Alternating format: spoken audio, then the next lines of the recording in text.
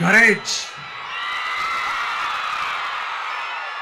Courage தான் எல்லாத்துக்குமே ஒரு பேஸ். கரேஜ் தான் எல்லாத்துக்குமே ஒரு பவர். அப்படிப்பட்ட அந்த பவர் எதிலிருந்து ஆரம்பிக்கிறது தெரியுமா? நம்மள அண்டர் எஸ்டிமேட் பண்ற நேரத்துல, நம்மள ஒரு ஏளனமா பார்க்கிற நேரத்துல, நம்ம யாருன்னு ப்ரூவ் பண்ணி காட்டணும்னு ஒண்ணு தோணும். நம்ம யாருன்னு காட்டணும்னு ஒரு உத்வேகம் ஒண்ணு வரும். அப்படி ப்ரூவ் பண்ற அந்த பாயிண்ட் எதுல இருந்து ஸ்டார்ட் ஆகுது தெரியுமா? எந்த விஷயத்துல நம்மள கிண்டலும் கேலியுமா பேசுறாங்களோ அதே விஷயத்தை வச்சு நம்ம அது ஒரு பாசிட்டிவா மாத்துறதுன்னு ஒண்ணு இருக்குல்ல, அதே விஷயத்தை வச்சு நம்ம அது ஒரு ஃபயரா மாத்துறதுன்னு ஒன்று இருக்குல்ல, அங்கிருந்து தான் அந்த பவரே ஸ்டார்ட் ஆகும். அப்படிப்பட்ட அந்த உண்மையான அந்த பவரை சொல்ற அந்த பாயிண்ட்ல இருந்து ஆரம்பிக்கலாமா? ஏ விஜய், வீட்டை விட்டு வெளியே வா. ஏ விஜய், பணியூர் விட்டு வெளியே வா அப்படின்னு சொல்றவங்களுக்கு என் வீடு எதுன்னு தெரியுமா? முதல்ல என் வீடு எங்க இருக்குனாவது தெரியுமா?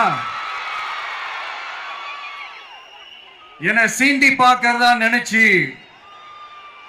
கிண்டலும் கேலியுமா பேசுறவங்களுக்கு நான் சொல்றேன், இந்த தமிழ்நாடுன்னு சொல்றாங்களே, அது மத்தவங்களுக்கு வேணா ஸ்டேட்டா இருக்கலாம். ஆனா என்ன பொறுத்த வரைக்கும் என் தாய் நாடான தமிழ்நாடு தான் என் வீடு.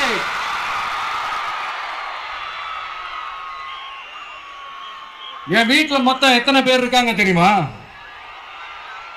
8 கோடி பேர் இருக்காங்க. ஒட்டுமொத்த தமிழ்நாட்டு மக்களும் என் வீட்டு மக்கள், என் குடும்பம், என் உறவு, என் சொந்தம். எனக்கு எல்லாமும் கொடுத்த இந்த 8 கோடி சொந்தங்களுக்கு இனிமே எல்லாமுமா கூட நிக்க போறது இந்த விஜய் மட்டும்தான். தமிழ்நாட்டோட முதல் படை வீரனா, தமிழ்நாட்டோட முதல் பாதுகாவலனா அவங்க கூடவே நிக்கணும்ன்றதுதான் என்னுடைய குறிக்கோள். இன்னைக்கு இந்த விஜய், உங்க விஜய் உங்ககிட்ட ஓட்டு கேட்டு மட்டுமே வரல, உங்ககிட்ட நீதி கேட்டும் வந்திருக்கிற. ஆக்சுவலா உங்களுக்காக நீதி கேட்கறதுக்காக தான் நான் அரசியலுக்கே வந்தேன். ஆனா இன்னைக்கு நான் உங்ககிட்ட நீதி கேட்கறதுக்காக வந்திருக்கிறேன். இந்த விஜய் என்னங்க தப்பு பண்ணா? தன்னை நேசிச்ச தன்னுடைய மக்களுக்காக அரசியலுக்கு வந்தா அது ஒரு தப்பா?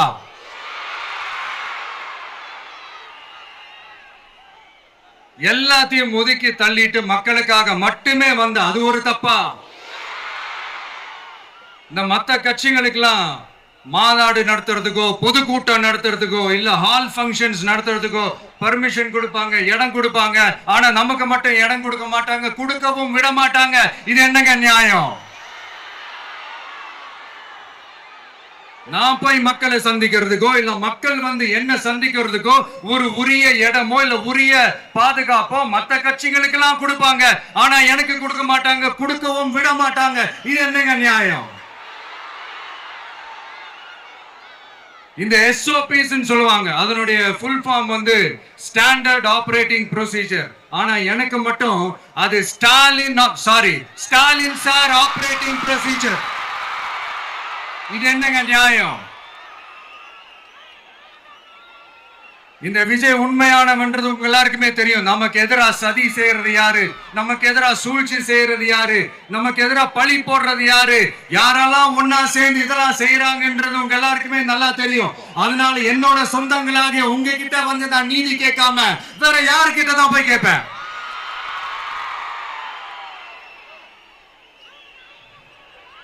செல்ஃபே எடுக்காத ஒரு கூட்டணி கணக்கு,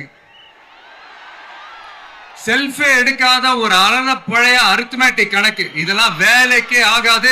ஆணித்தரமா அடிச்சு சொல்றேன். அப்புறம் இந்த காசு கொடுத்து ஓட்டு வாங்கலாம்னு கனவு காண்றாங்கல்ல, அதுவும் இந்த விஜய் வந்ததுக்கு அப்புறம் நடக்கவே நடக்காது. வண்டி வண்டியா கொண்டாந்து கூட்டுவாங்க, 1000, 2000, 3000, 4000, 5000. சாமி மேல சத்தியெல்லாம் வாங்குவாங்க. அப்படிதான் இத்தனை வருஷமா உங்களை ஏமாத்தி இருக்கிறாங்க. வாங்கிக்கங்க, சந்தோஷமா வாங்கிக்கங்க.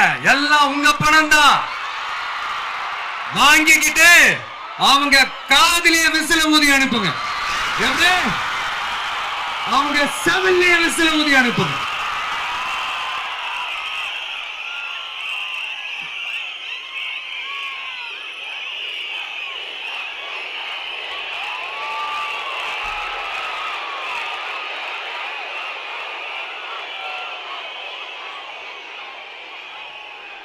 அடுத்து நம்மளுடைய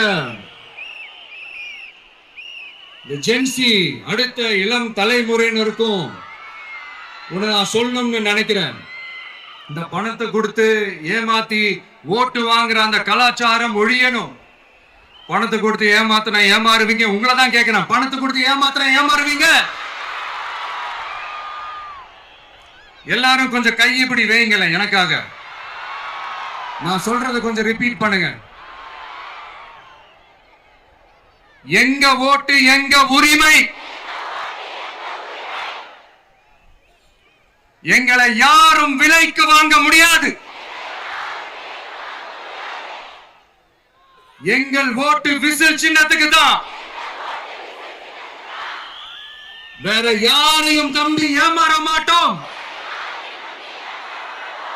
தேங்க்யூ.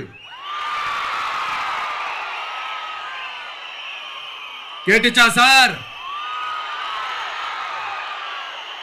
இனிமே நீங்க கொள்ளையடிச்சு வச்சிருக்கிற பணம் எல்லாம் வேஸ்டா போகுது, குப்பையில தான் தூக்கி போடணும். உங்களுடைய இந்த ஊழல் ஆட்சியையும் மக்கள் குப்பையில தான் தூக்கி போட போறாங்க. அடுத்து ஒவ்வொரு வீட்டில் இருக்கிற என்னுடைய குட்டி நண்பா நண்பீஸுக்கும் ஒன்னு சொல்லணும்னு நினைக்கிறேன். வீட்டுல டிவியில உட்கார்ந்து இந்த பிரச்சார மீட்டிங் எல்லாம் பார்த்துட்டு இருப்பீங்க. உங்களையும் உங்களுடைய ஃபியூச்சரையும் மைண்ட்ல வச்சுக்கிட்டு தான் நாம அரசியலுக்கே வந்திருக்கிறோம். அதனால எனக்காக நீங்க ஒண்ணு செய்யணும். தொடர்ந்து செஞ்சுக்கிட்டு தான் இருக்கிறீங்க. நான் நிறைய கியூட்டான வீடியோஸ்லாம் நான் பார்க்கிறேன். லைக் உங்க அம்மா அப்பா கிட்ட மைக்க நீட்டி யாருக்கு ஓட்டு போடுவீங்கன்னு கேட்டா பின்னாடி இருந்த அந்த பையன், அம்மா விஜய்னு சொல்லுவா, அப்பா விஜய்னு சொல்லுப்பா அப்படின்னு நிறைய அந்த கியூட்டான வீடியோஸ் எல்லாம் பாக்குறேன். அதை தொடர்ந்து தயவு செஞ்சு அதை தொடர்ந்து கண்டினியூ பண்ணுங்க. உங்க வீட்டுல இருக்கிற உங்களுடைய அப்பா அம்மா தாத்தா பாட்டி பெரியப்பா பெரியப்பா சித்தி சித்தப்பா அத்தை மாமா ஓட்டு போடுற வயசுல இருக்கிற அண்ணன் அக்கா எல்லாரையும் விசில் சின்னத்துக்கு ஓட்டு போட சொல்லுங்க. விசில் சின்னத்துக்கு ஓட்டு போட வைங்க.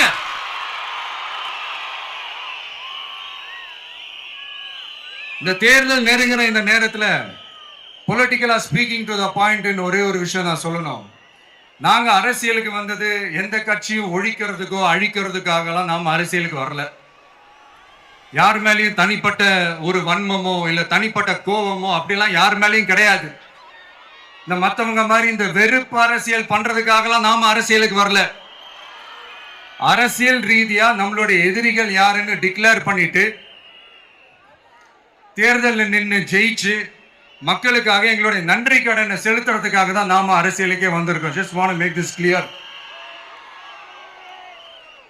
அவங்களை கேள்வி கேட்கறதுக்கு முன்னாடி அவங்களுடைய இயலாமையை மறைக்கிறதுக்காக இந்த ஏ டீம் பி டீம் இதெல்லாம் கூட சேர்த்துக்கிட்டு ஒரே விஷயத்த சொல்லி அழுவுறாங்கல்ல. என்னன்னு சொல்லி அழுவுறாங்க? அனுபவம் இல்லாதவங்களால எப்படி ஆட்சி அதிகாரத்தை செய்ய முடியும் அப்படின்னு ஒரே விஷயத்த சொல்லி அழுவுறாங்கல்ல. அந்த அழுகைக்கு நாம ஒரு பதிலடி கொடுக்கணும்ல. மக்களே, நான் உங்களையே கேட்கிறேன், தெரியாம தான் கேட்கிறேன். இந்த அனுபவம் அனுபவம் அனுபவம்னு சொல்றாங்களே, அதிகாரத்தை வச்சு மக்கள் பணத்தை கொள்ளையடிச்சதை தாண்டி வேற ஏதாவது கொம்பு முளைச்ச பெரிய அனுபவம் இவங்களுக்கு இருக்குதா?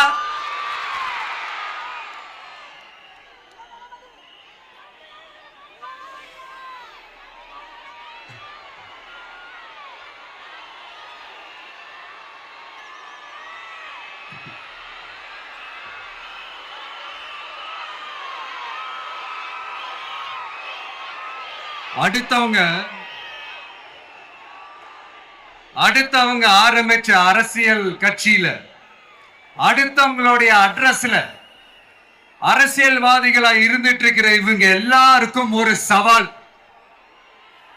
என்ன மாதிரி தனியா, என்ன மாதிரி சொந்தமா ஒரு கட்சி ஆரம்பிச்சு 1% அட்லீஸ்ட் 1% வாக்கு வாங்கி காட்டுற அந்த தில் இருக்குதா, திராணி இருக்குதா? 30 வருஷமா மக்கள் இயக்கமா இருந்து இன்னைக்கு மிகப்பெரிய ஒரு அரசியல் கட்சியா வளர்ந்து இந்த கூட்டணி கட்சிகள் மட்டுமே நம்பி இருக்கிற 75 வருஷ கட்சி, 50 வருஷ கட்சின்னு இன்னைக்கு ஆட்சி அதிகாரத்துல இருந்துட்டு இருக்கிற இவங்க எல்லாரையும் மீறி இன்னைக்கு களத்துல தனியா நின்னு இந்த 2 வருஷத்துல முதன்மை சக்தியா வளர்ந்து 30% தாண்டி இன்னைக்கு மக்கள் ஆதரவை பெற்றிருக்கிற நமக்கு அனுபவம் இல்லையா? உங்களுடைய அனுபவம் என்னன்னு சொல்லட்டுமா? கட்சி ஆரம்பிச்ச அண்ணாவை மறந்தது, கட்சி ஆரம்பிச்ச எம்ஜிஆர் அவர்களை மறந்தது, கட்சியை வளர்த்த ஜெயலலிதா மேடம் அவங்களை மறந்தது. இவங்க எல்லாரும் சொன்ன விஷயங்கள், பேசின விஷயங்கள், எதையெல்லாம் ஃபாலோ பண்ணணும்னு சொன்ன விஷயங்கள் எல்லாத்தையும் மறந்தது. இவங்களுக்கு நமக்கு அனுபவம் இல்லையா? நமக்கு அனுபவம் இல்லதான். கொள்ளை அடிக்கிறதுலாம் எங்களுக்கு அனுபவம் இல்லதா? அதெல்லாம் எங்களுக்கு சுட்டு போட்டால வராது.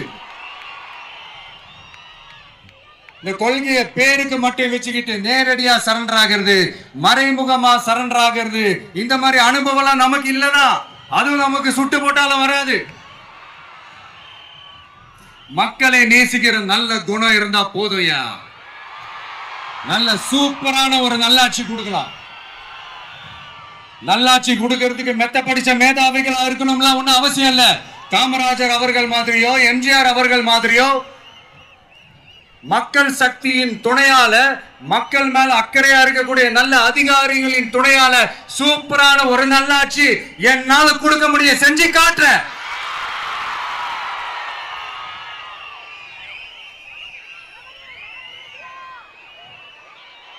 நாலரை வருஷம் ஆச்சு, 4.25 வருஷத்துக்கு மேல ஆகுது. இப்போ ஒவ்வொரு வீட்டு கதவையா தட்டி உங்கள் கனவுகளை சொல்லுங்கள், உங்கள் கனவுகளை சொல்லுங்கள், நாங்கள் அதை நிறைவேற்றி காட்டுறோம். இல்ல, ஸ்டாலின் சாருக்கு மக்கள் சார்பா ஒரு கேள்வி. மக்களுடைய கனவு என்னன்னு உங்களுக்கு தெரியுமா சார்? அது சரி, அவங்க என்ன நினைக்கிறாங்கன்னு உங்களுக்கு தெரியாது, அதுக்கப்புறம் எப்படி அவங்க கனவுகளை பத்தி உங்களுக்கு தெரியும். மக்களோட கனவு என்னன்னு நான் சொல்லட்டுமா சார்? 2019, 2021, 2024 இந்த 3 தேர்தலையும் மக்கள் உங்களுக்கு வாக்களிச்சதுக்கு காரணம் நீங்க மக்களுக்கு ஏதாவது நல்லது செய்வீங்கன்னு நம்பிதான். ஆனா நீங்க மக்களுக்கு கொடுத்த பரிசு மக்களுக்கு பாதுகாப்பே இல்லாத மக்கள் விரோத ஆட்சி. அந்த மக்கள் விரோத ஆட்சியை அகற்றிட்டு அந்த இடத்தில் தமிழக வெற்றி கழகத்தை ஆட்சி பீடத்தில் அமைக்கணும் அப்படின்றதுதான் மக்களுடைய ஒரே கனவு. இந்த மக்கள் விரோத திமுக அரசை நிலைக்க கூடாது அப்படின்றதுதான் மக்களுடைய ஒரே கனவு. 100% தூய சக்தி டிவிக்கு ஆட்சி அமைக்கும். அதுல உங்களுடைய கனவுகள், உங்களுடைய ட்ரீம்ஸ் எல்லாமே ஃபுல்ஃபில் ஆகும், நிஜமாகும்.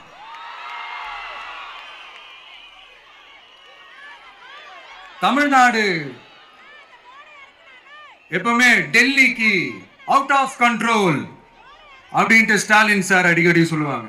ஸ்டாலின் சார் எது எதுலாம் அவுட் ஆஃப் கண்ட்ரோல் இப்ப நான் கொஞ்சம் சொல்லட்டுமா? முதல்ல சட்டம் ஒழுங்கெல்லாம் அவுட் ஆஃப் கண்ட்ரோல், பெண்கள் பாதுகாப்புல அவுட் ஆஃப் கண்ட்ரோல்,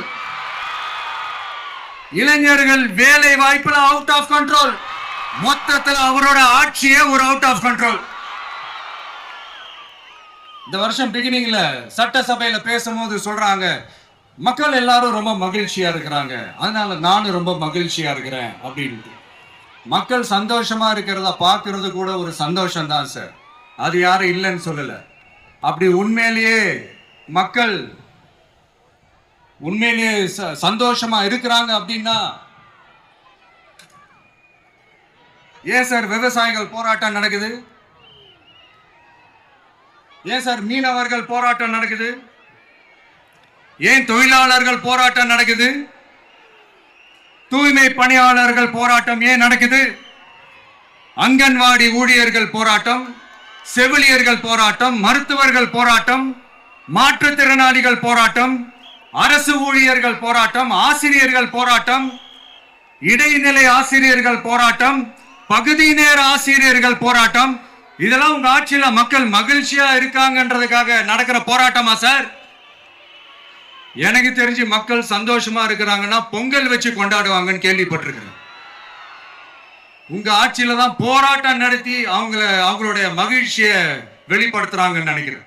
இன்னும் தீரவே தீராத பிரச்சனைகள்னா இருக்கிற இடம் பிரச்சனை, பார்க்கிற வேலை பிரச்சனை, பண்ற தொழில் பிரச்சனை, விலைவாசி பிரச்சனை, தண்ணி பிரச்சனை, பஸ் வசதி இல்லைன்ற பிரச்சனை, ரோடு சரியில்லைன்ற பிரச்சனை,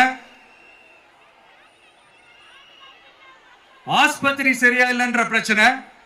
இப்படி எல்லாம் ஒரு அடிப்படை விஷயங்களே பிரச்சனையா இருந்தா அப்போ ஆளுங்கட்சின்னு ஒண்ணு எதுக்குதான் இருக்கிறாங்க அப்படின்னு தானே மனசுல தோணும் மக்களுக்கு. ஆட்சிக்கு வர்றதுக்கு முன்னாடி தான் பொய்யா அடிச்சு விட்டீங்க. இப்ப ஆட்சியை விட்டு போகும்போது கூட பொய்யா பேசுறீங்களே சார், என்ன சார் இது? மாத்தி மாத்தி பேசுறதுல நீங்க வேற லெவல் தான் சார். ஆட்சிக்கு வந்த அடுத்த வருஷமே 2022ல 70% வாக்குறுதிகளை நிறைவேற்றிட்டோம்னு சொன்னாங்க. அப்புறம் போன வருஷம் 90% வாக்குறுதிகளை நிறைவேற்றிட்டோம்னு சொன்னாங்க. அப்புறம் இந்த வருஷம் 505 வாக்குறுதிகளை 404 வாக்குறுதிகளை நிறைவேற்றிட்டோம். கிட்டத்தட்ட ஒரு 80% வாக்குறுதிகளை நிறைவேற்றிட்டோம்னு சொன்னாங்க. முதல்ல 70, அப்புறம் 90, அப்புறம் 80. இன்னும் தேர்தல் நெருங்க அது 60, 50, 40, 30, 20ல போய் நிற்கும்னு நினைக்கிறேன். அதையும் அவரே அறிவிப்பாரா என்னமோ எனக்கு தெரியல. முதல்வர் ஸ்டைல்லையே சொல்லணும்னா, பொய்யிலேயே பிறந்து பொய்யிலேயே வளர்ந்த புலவர் பெருமானே, கொஞ்சம் அத திருத்தி சொல்றேன், புலுகர் பெருமானே. அது இன்னும் பொருத்தமா இருக்கும். அவருடைய அண்ட புழுகு, ஆகாச புழுகு என்ன தெரியுமா? பெண்களுக்கு பாதுகாப்பு தமிழ்நாட்டில் எங்க போனாலும் கொட்டி கிடக்குதான்.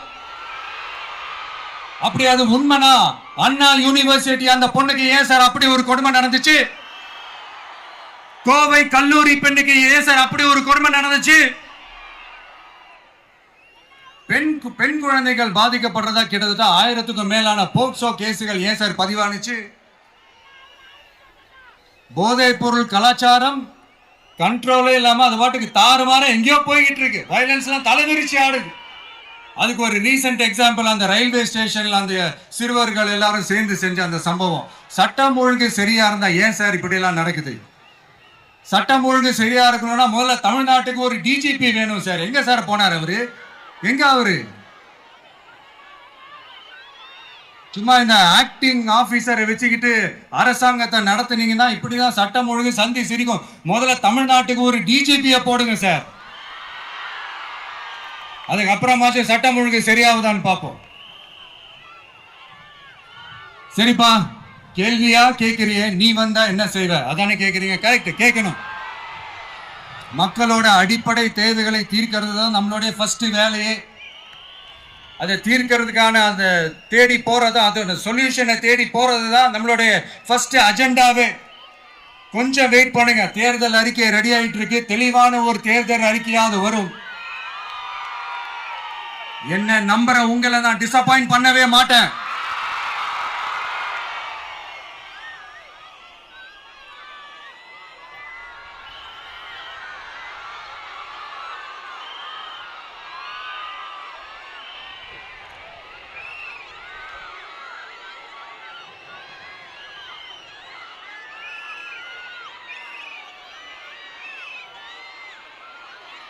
இந்த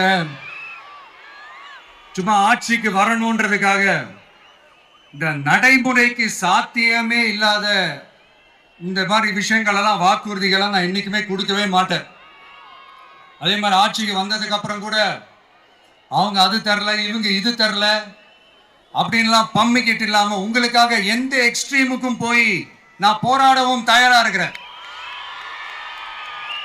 அதனால நான் மறுபடியும் இதை நான் ரிப்பீட் பண்றேன். இவ்வளவு நாள் இதை நான் மட்டும் தான் சொல்லிக்கிட்டு இருந்தேன். இப்ப களமே சொல்லுது, ரெண்டே ரெண்டு பேருக்கு நடுவுல தான் போட்டியே. ஒண்ணு இன்னொன்னு தூய சக்தி டிவிக்கு, இன்னொன்னு தீய சக்தி DMK.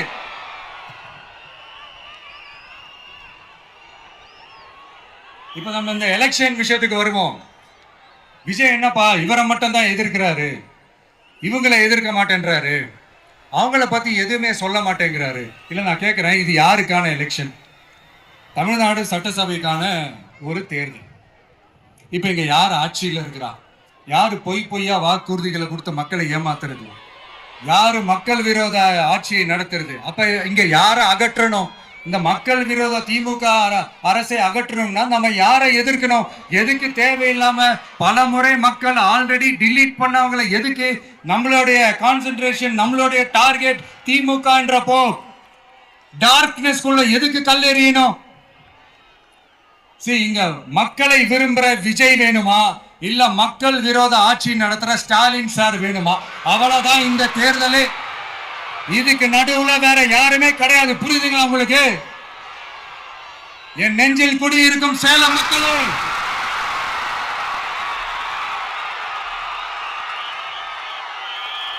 one last simple question. Vijaya நம்புறீங்களா, ஸ்டாலின் சார நம்புறீங்களா? அவ்வளவுதான், முடிஞ்சு போச்சு. கதம் கதம். போர் முழக்கவங்களை ஒரு நிமிஷம் கூட தூங்க விடாது.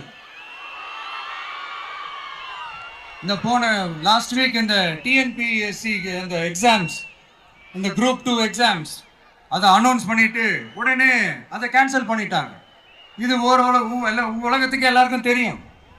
கேன்சல் பண்ணிட்டு ரொம்ப சிம்பிளா டெக்னாலஜி இதோ சம் ஃபால்ட், டெக்னிக்கல் ஃபால்ட் அப்படின்னு சொல்லி அதை கடந்து போயிட்டாங்க. இத்தனை வருஷமா ராத்திரி பகலமா கஷ்டப்பட்டு படிச்சு எப்படியாவது நமக்கு அந்த வேலை கிடைக்காதான்னு அந்த எக்ஸாம்ஸை ஃபேஸ் பண்ண வந்த நம்மளுடைய தம்பி தங்கைகள் எவ்வளவு ஒரு மன உளைச்சலுக்கு ஆளாயிருப்பாங்க. அதை யாராவது யோசிச்சு பார்த்தீங்களா? ஒரு எக்ஸாம்ஸை ஒழுங்கா நடத்த தெரியல, இதுல உலக நாடுகளோட போட்டி போடுறாங்களாம். நம்மளுடைய தம்பி தங்கைகள் நம்ம அம்மா அப்பா கிட்ட சொல்லுங்க, யாரும் தைரியம், எல்லாரும் தைரியமா இருங்க. வரப்போறது உங்க ஆட்சி, நம்ம ஆட்சி.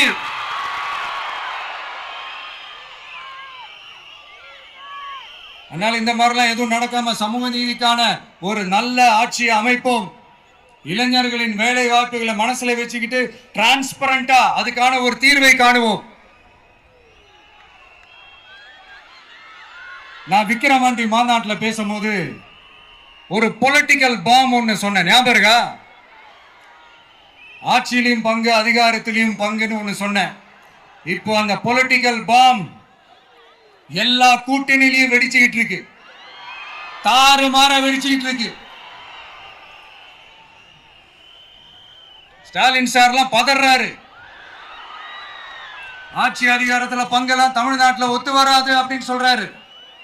அவங்கள பொறுத்த வரைக்கும் ஜெயிக்கிறதுக்காக மட்டும்தான் கூட்டணி, மற்ற எல்லாத்துக்குமே அவங்க தனி அணி, அவங்க மட்டுமே ஒரே அணி. வெல்வோம் ஒன்றாக, ஆனா வரும் வெல்த்தெல்லாம் பார்ப்போம் தனியாக. அந்த வெல்வோம் ஒன்றாக என்றது இதுதான் அந்த சீக்கிரட்டே.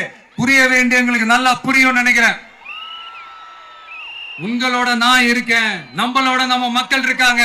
இதுக்கு மேல என்ன வேணும்? கான்பிடென்டா இருங்க, நல்லதே நடக்கும், வெற்றி நிச்சயம். மீண்டும் சந்திக்கும் வரை நன்றி, வணக்கம்.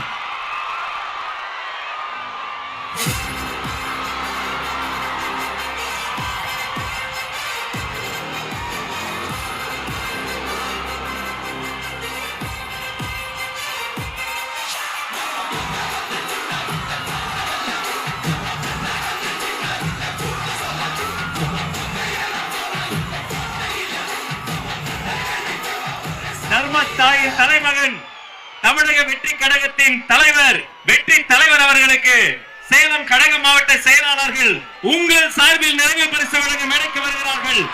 சேலத்து இளம் சிங்கம் தமிழன் பார்த்திபன்,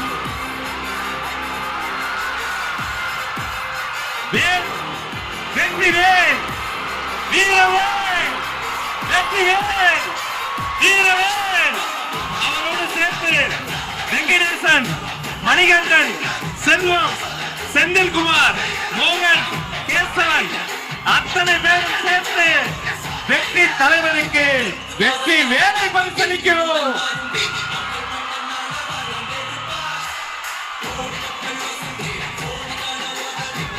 பேர் மட்டும் இல்ல, வெற்றி தலைவருக்கு இன்னொரு பரிசு தர போறாங்க.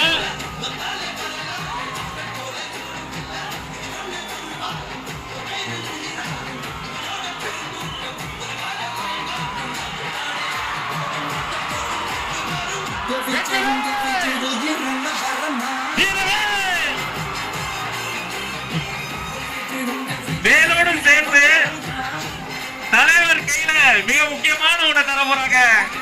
சாட்டை, தீய சக்தியை வெளுக்க போகும் சாட்டை, தூய சக்தியை படைக்க போகும் சாட்டை, உங்கள் வீட்டு பிள்ளையின் வெற்றி சாட்டை. தேசிக்கு வீடு விஜய், நம்ம நாட்டுக்காக விஜய்.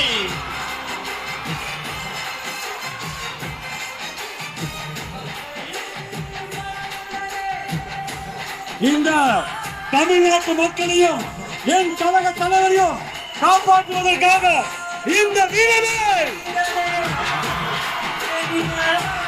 ஊழல் சக்திகளை ஓங்கி அடிக்க சாட்டை,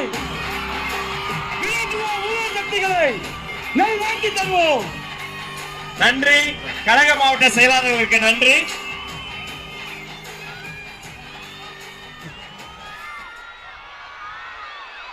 மாவட்ட செயலாளர்களுக்கு நன்றி. தமிழக வெற்றி கழகத்தின் கொள்கை பொதுச் செயலாளர் டாக்டர் KG அருண்ராஜ் IRS அவர்கள் மாங்கனி மாநகரில் வெற்றி செங்கோலை பரிசாக தருகிறார்.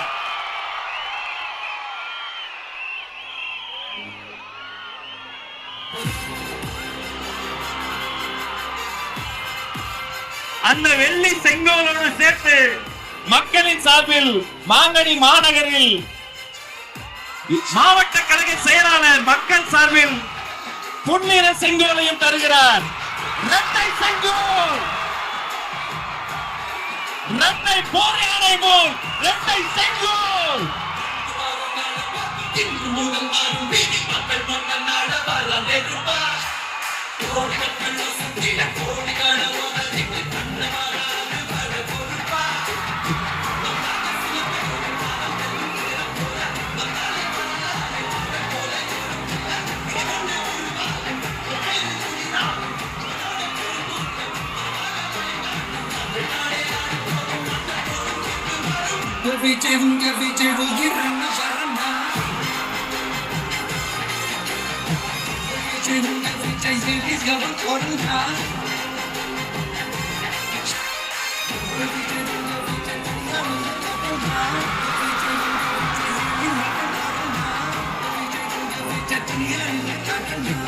தானே மன்னர்களை உனக்கு காட்ட வரனா.